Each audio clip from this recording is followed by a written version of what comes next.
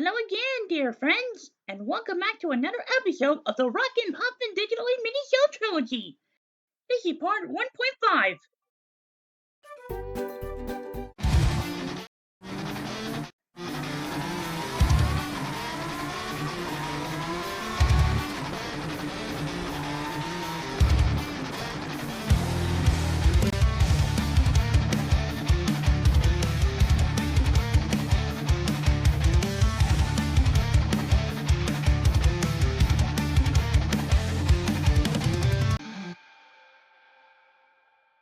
Yep, we still rock as always.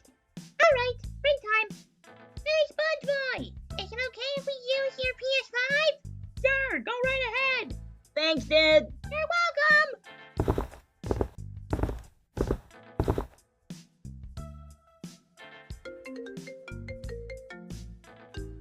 I'll get it. Hello? Hello, darling. Oh, hey, Rarity. How you doing? Oh, well, nothing much, darling. Typical dressmaking and all that. Listen, you gotta check this image I found. What tutorials am I looking at? Well, it's quite beautiful, isn't it? I mean, look at that face. Wait a second. Rarity? Yes, SpongeBob? Is this some sort of foreshadowing metaphor of a creepypasta that Michael has gotta read? Why, yes! Yes, it is, darling. And trust me, it's a good one. I promise. Well, you'll get to it right away. Bye, Rarity. Bye, SpongeBob, darling. Well, you better get to reading it. And I'm out. Ow! I forgot there was a roof there. Yo, John K, take a dive. Ah, there you two are. Hey, listen. I gotta go read the creepypasta. Will you two mind taking the wheel? Alright. Thank you two.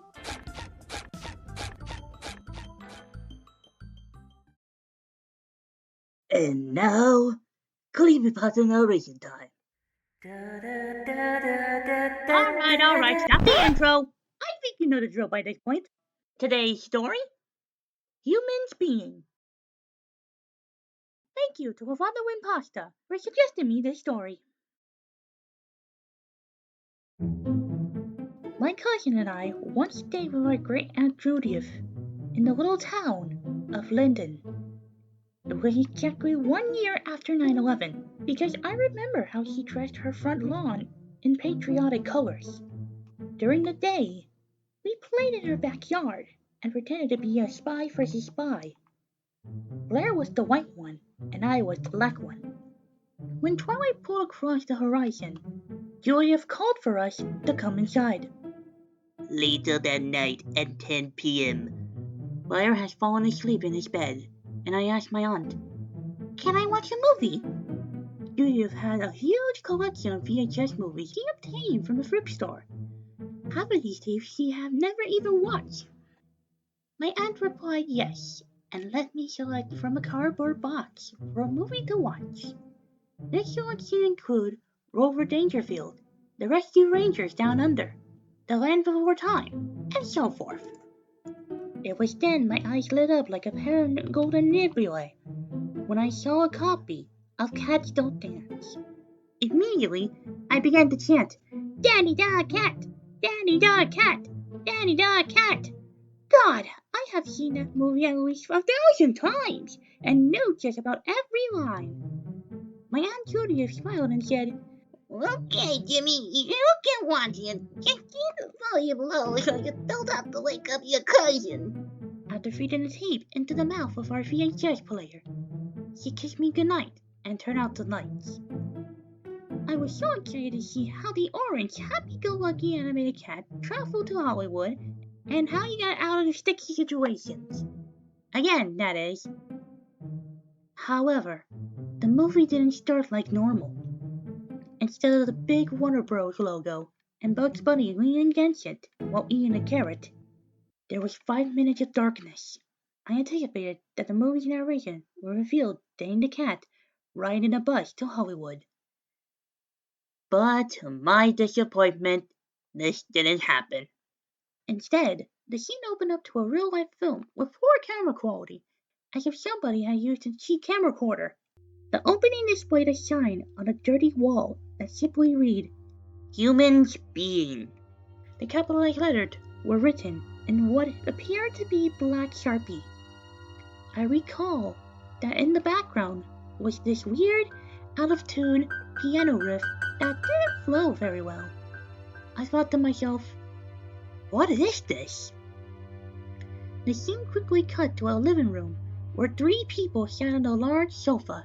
These people wore white, eerily happy Casper the Friendly Ghost masks. It seems as though they were mimicking a family.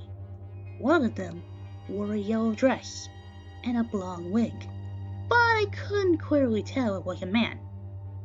At the far right, on the opposite side of the mother figure, sat another man wearing a business suit, and between them was what appeared to be a grown man dressed as a child. For a good 3 minutes, they were silent, until the mother turned her head to the father with a deep male voice as he asked, Are you a Jesus? Did you check the mailbox? The father answered, No, the sky isn't blue. It's black. The son tilted his head to the side and said, Happy. Hope that you're happy. Did they come in the mail? Followed by this was the sound of a poorly recorded audience laughing. None of this made any sense whatsoever, and the tracking on the video seemed extremely horrible. The father of the family stood up, walked over to the window, and there was a flash of lightning, but no rumble of thunder followed. He then said, in a very bored tone, I don't think the puppets will be coming over tonight. Before the scene cut to the next, the son began sobbing, and his mother put her, or his, arm around him. What came next was a little creepy, for the recording depicted a woman, a real woman, sitting in the bathtub, full of water. She was fully clothed, not naked, and wore the same Casper mask that the others had on. He turned to the camera and asked, Why is the water cold? A voice off camera muttered something intelligible, and she replied, No, this isn't warm. The bathtub the woman was in appeared to be very dirty, as if it hadn't been cleaned in years. The voice off camera clearly asked, You're a dirty girl, aren't you? She laughed and seductively replied, Oh, yeah, you know it, baby. A great feeling of fear started to brew inside me. However, I couldn't turn it away. Something about this film sparked curiosity inside me, and I want to know what happens next. Before the scene switched, the woman in the bathtub reached over and turned on the radio. No music came from the speakers, but a loud burst of static could be heard. When the scene switched, it revealed the mother from the living room, cutting up raw meat on the kitchen counter. She gripped the knife in her hand and whacked the meat violently. Behind them was a doorway that led to a dark room. Someone, or something, in that shadow-filled room was moving around. However, it was hard to make out exactly what they were doing. The recording switched abruptly to a dirty styrofoam head whose expression had been colored in by red, blue, and yellow pins stuck in it. The person holding the camera spoke to the head like it were a child. Baby talking sweet nothings, as if the fake Iridium was going to say something in response. This went on for 6 minutes, until the screen cut to the bedroom. In the room sat the father and son from the opening. At the foot of the large bed, they left their masks up, just enough to where their identities remain unknown. The two men began to exchange saliva by making out. This bothered me, seeing as I had never witnessed 2 grown men kissing each other. Behind them on the far wall was the sign that read, Humans Being. Static interrupted their lustful actions, and the next scene showed the mothers finally slapping the woman from earlier. The surrounding room was filthy, and the floor appeared to be covered with animal feces. The mother, in her deep voice, screamed, Why haven't you checked the mail? Contrary to the happy Casper mask he was wearing, Rage and hostility tainted the atmosphere. The woman cried behind her childish mask and replied, I don't know. The mother slapped her again. This time you could hear the force of impact, and exclaimed, I am supposed to be getting a birthday card. How can I celebrate my birthday if I don't receive the card? The woman tried to crawl away, but was overpowered by the mother who pinned her down. I don't want to do this anymore. She screamed. Please let me out. Let me go. This is where I knew something was definitely wrong. My childish intuition told me to alert my Aunt Judith at once. The mother figure in the recording pulled out a knife, held it against the mother's throat, and screamed, I will slice you open, cunt. Don't touch me. Then came a brief cut of some long, dark hallway, and the scene switched to the woman suspended upside down from the ceiling of a grim room. She cried and cried, but the expression on her mask remained happy.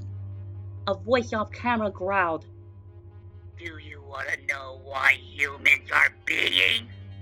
The woman continued to sob and didn't answer the question. Suddenly, a naked man wearing a black hood over his head stepped into the room with a machete in hand.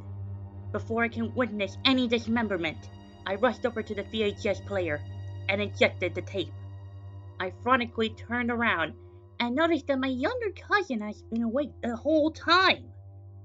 At some point during the movie, he woken up and there was no telling how much Blair had seen. A horrified look on his face stared at me, and he asked, What are you watching? I explained to him that it was supposed to be Cats Don't Dance, and that I had no clue. We ran to our aunt's bedroom and told her all about the ghost mask, the creepy people, and how scared we are. At first, Judith didn't believe us and told us that the movie was a Casper the Friendly Ghost VHS that had been placed in the wrong package. However, my aunt viewed the tape the next day and couldn't believe what she watched. See, I never finished the entire movie, but overhearing the conversation my aunt had with the thrift store, where she purchased the tape include words such as blood, torture, and deprived sex. The police came to her house and confiscated the video. Since then, I never found out what the meaning behind humans being was. Nor do I want to know.